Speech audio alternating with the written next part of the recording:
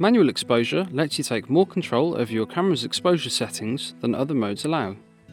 It's a useful option when you know exactly what kind of shutter speed and aperture you want to use, and when you don't want to leave any decision making to the camera. The option is usually marked by the letter M and accessed via the camera's mode dial, in the same way that program, aperture priority and shutter priority settings are. Unlike aperture priority or shutter priority modes, however, where you only have control over either the aperture or the shutter speed, the manual exposure option lets you adjust each setting independently of the other. Cameras with two physical command dials will usually allow one dial to change shutter speed and one to change aperture, although if you're using a camera with only one command dial, you may need to control one of these parameters via a menu pad dial or a similar control, such as a lens ring. As you move one of these dials, the camera will indicate whether it's likely to underexpose or overexpose a scene, and the extent to which this will happen by moving markers on the exposure scale. A marker in the middle of the scale indicates an appropriate exposure.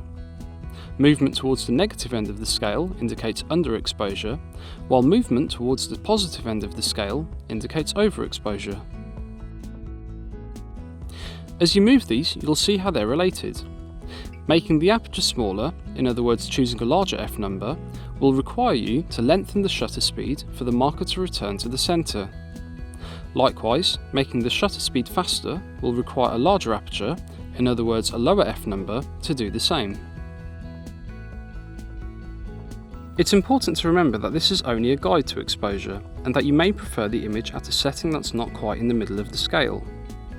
This is, after all, one of the reasons why photographers use this setting. Furthermore, even though you're making your own adjustments, the camera is still using its metering system, so the different metering options are just as useful here as in the other exposure modes. It's this which determines whether the scene is under or overexposed, and so you can still use the options such as center weighted or spot if these better suit your scene. You can also continue to use bracketing, with one image captured at the settings you select and additional images on either side of the exposure scale. Manual exposure is a good option when you want to achieve particular effects, such as long shutter speeds and an aperture of your choosing for most appropriate depth of field in a scene, or when using filters which can affect exposure, such as neutral density filters.